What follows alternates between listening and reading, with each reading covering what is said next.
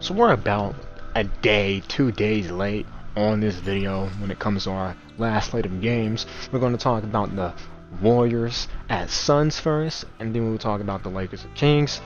So, Warriors at Suns, key moments in the game really. One, Devin Booker went out early in the game with a hamstring injury after having a solid start, not a solid, a hot start with like 10 points, 10 minutes. So he was playing good, goes out with a hamstring injury. I believe he'll be back for the next game on Friday, tomorrow, against the Warriors. So that would be very fun. But when it comes to what the Suns did, they was just very good when it came to communication, switching defense all night on stuff, and Mikal Bridges played a part in that. Yeah, did Steph Curry have a bad game? Yeah, absolutely. He was 4 for 21 from the field overall and 3 for 14 from the three-point line. But Mikal Bridges and company, because they did play a really great team defense on the Warriors, played a part in that.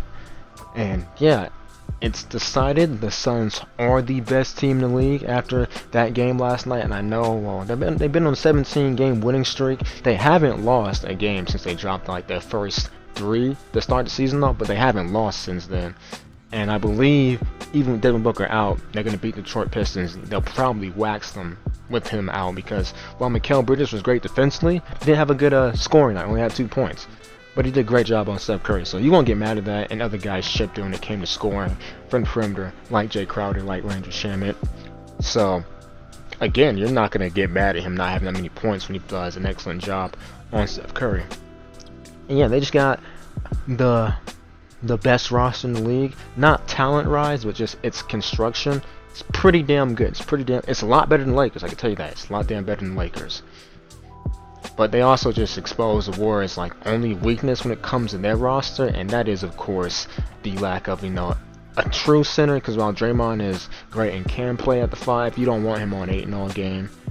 You need someone just a bit bigger, a bit stronger to deal with Ayton in the paint. And yeah, Ayton got it going in that game too. They was feeding the ball early, and it's because they knew they didn't have a true center out there. So props on Chris Paul and the Suns for giving him the ball early and recognizing that mismatch.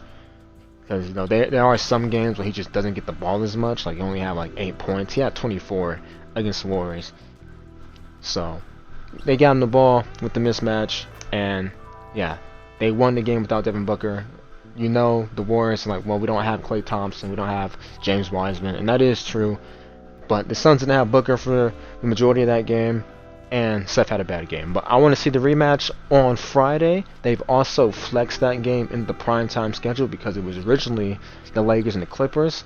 And it's a great thing, honestly, that they flexed that game out of the primetime because both those teams aren't playing the best basketball.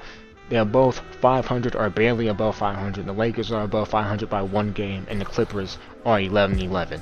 So I'm glad they flexed that game out. And 2, both the team's primary stars are missing. LeBron James out with COVID, Kawhi Leonard for his ACL injury last year. So I don't have a problem with them flexing that game out. I really don't, because both teams aren't playing the best basketball. Both teams are missing their main stars. And of course, the Warriors and the Suns, they are the best 2 teams in the league. I think you'd rather put that on compared to the Lakers and the Clippers. Just saying, that's coming from a Lakers fan. Alright, now let's transition to our next game, the Lakers versus the Sacramento Kings. This is them revenging their triple overtime loss against the Kings. And what they done this time around, one, they actually played like they gave a damn for most of this game.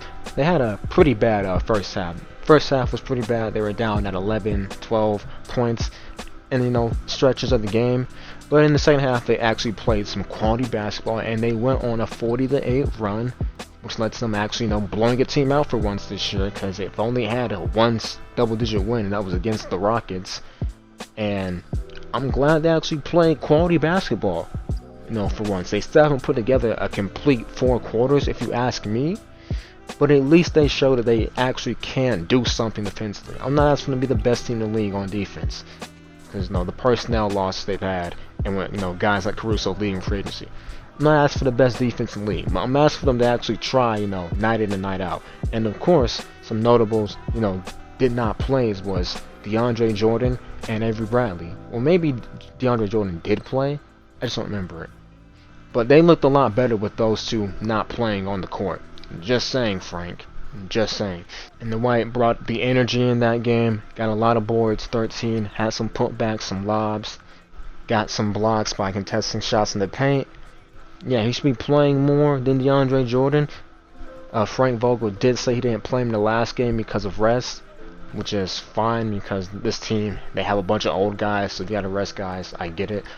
The Clippers, on the other hand, they rested Paul George for the first time this season. Like, that's the only game he's missed, and it came to all the other games, he's played high minutes in them, unless, they were getting blown out, or it was a blowout game.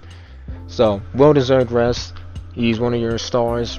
You gotta rest your stars every once in a while. But yeah, he's gone through the first 20 games, only missed one. You can't complain about that too much, or complaining about load management. But when it comes to the Kings and other guys that played well with the Lakers that night, Raquan Holmes, he torched the Lakers. Well, did he? Yeah, he did. He had like 23 points. He's only missed one shot. Had like 12 boards. So he had a great showing. Harrison Barnes wasn't there. De'Aaron Fox had a pedestrian 15 points. Like, just feel like he wasn't doing that much. And Buddy Hield was awful from the perimeter. Some of it is just him missing shots, but it's also them playing a lot better defense and denying him the opportunity to shoot the ball to begin with. Because he only had 7 attempts in that game. I believe he was 1 for 7. And he had like a couple of free throws there and there. But in the triple overtime game, he shot the ball like 21 times. So that means he's just being a lot more open and not playing enough defense because he feels comfortable enough to get a shot off. And Russ Westbrook played great. AD was good too, 25 and 7 with some blocks. Yeah, that was the best win of the season so far. And Malik Monk also chipped in like 23 points coming off the bench. So, good game from the Lakers. Hopefully they keep it up with the Clippers. Yes, they should be the Clippers because they got AD and Russell Westbrook. But without the way, y'all stay safe, and I'm out.